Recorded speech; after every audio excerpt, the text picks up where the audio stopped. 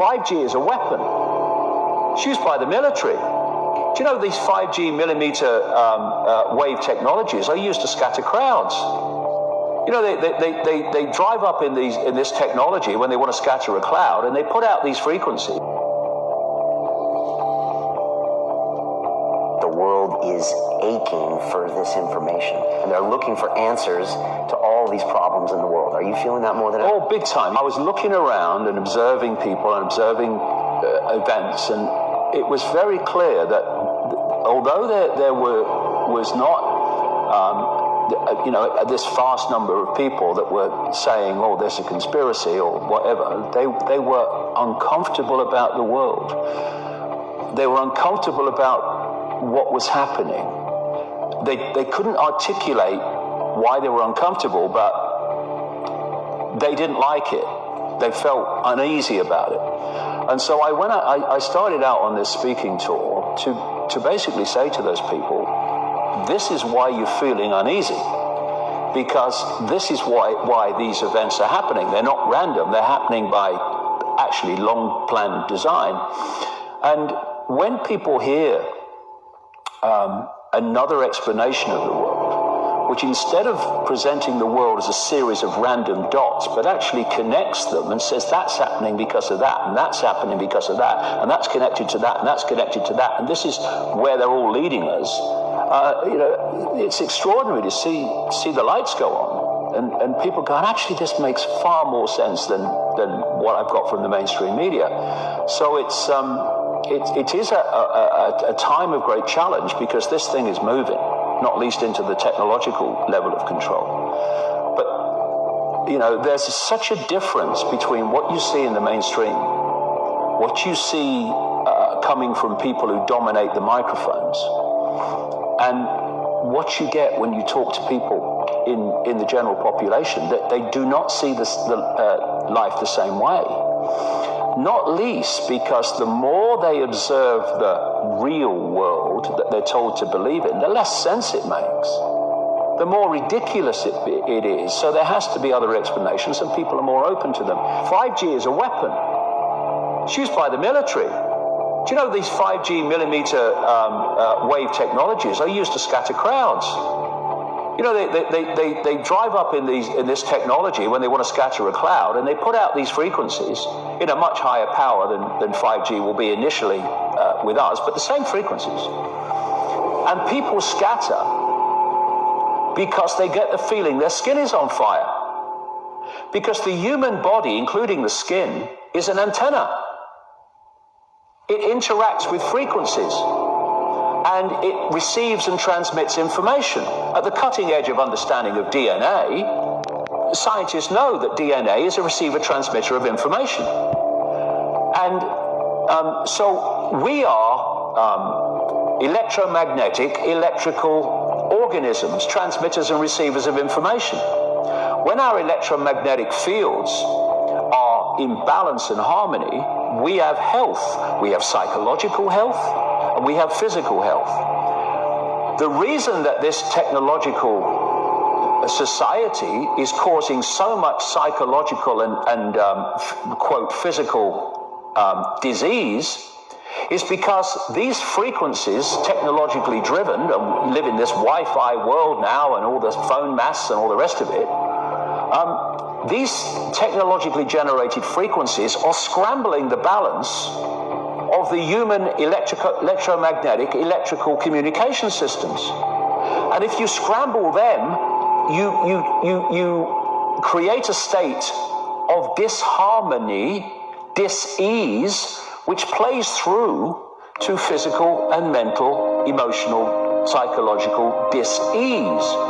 I say this to kids and anybody else. How long could you live without your smartphone? And then ask, what is an alcoholic? Well, an alcoholic is someone addicted to alcohol. Yeah. Why is he addicted to alcohol? Because he can't stop drinking it. Yeah.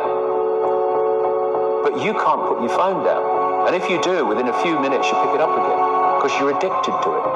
So Are you controlling that bit of technology in your hand, or is that controlling you? That's controlling you. So, do you want your life controlled by a bit of technology? Do you want the rest of your life controlled by it? Or are you now going to go, I'm putting this down? The brain processes information electrically. It communicates with the cellular structure electrically.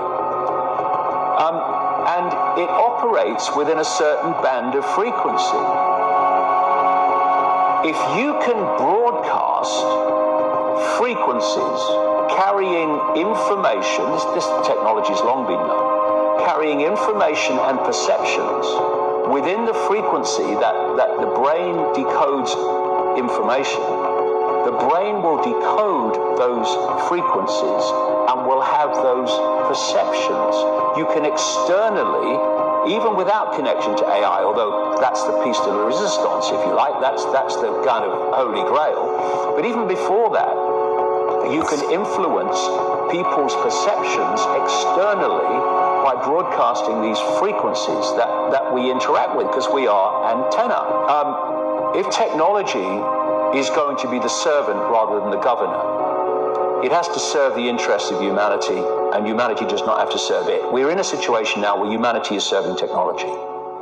And it will be serving AI. Increasingly, it is serving AI in its algorithmic expression. Every thought, every emotional response is a frequency.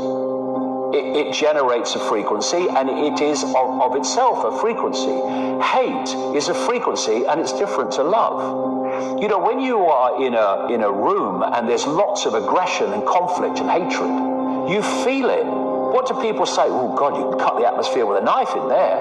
That is because the frequencies of hate and conflict have been so generated, they have changed the electromagnetic field of the room.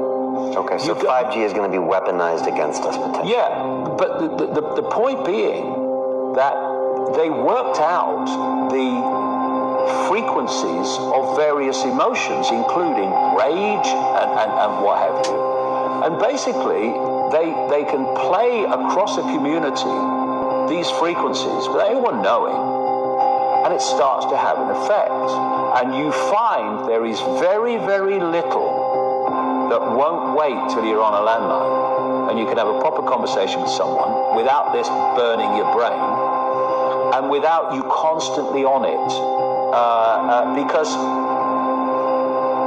what is happening, and this cabal knows this, for a very long time, indeed right up to recent times, science believed that once the brain was formed, that was it. That's how it stayed. Now they know it's very different through this thing they call brain placidity. Brain placidity means the brain is changing in the way it processes information and the neuron networks it creates to process information on the basis of information received. So what we've had in this very short time is the human brain bombarded with digital electrical stimulus that it's never experienced before. 5G doesn't travel well because of the nature of its frequency. So instead of big towers, as we have now, broadcasting these frequencies long distances, it won't do that. And it doesn't go through solid objects, what we call solid objects, very well either. So to overcome that, there are going to be boxes broadcasting 5G, this weapon, down every street, all over the world. You're talking phenomenal numbers of these boxes broadcasting, like on the lampstand outside your children's bedroom and stuff, broadcasting this stuff. There's no way you'll be able to go where you won't be in a field of 5G. It's changing the human brain. It's changing the way the brain processes information, and how we process information dictates our perception of reality. And people might not realize why they're feeling it, but they start to feel it. And then what they do is they trigger that with an event. Maybe some guy is attacked by the police or something, or somebody's arrested for something they didn't commit, and now there's the trigger. The blue touch paper's been lit of this manufactured frequency-driven rage, and you have mass riots and what have you, and people do things that they wouldn't normally do. And you can make people depressed. You know, the American military, they've admitted this. They have technology that fires frequencies at the enemy that basically breaks the enemy's spirit, so they give up and put their weapons down, because you're not supporting them going down this road of technological control. So when people say there's nothing I can do, I'm just little me, first of all, you're not little me, that's just your perception of yourself. But there's endless things we can do. The question is, are we going to do them? And that answer to that question will decide if we end up in this technological dystopia or whether we don't. And we better start making the choice quick, because it's moving fast.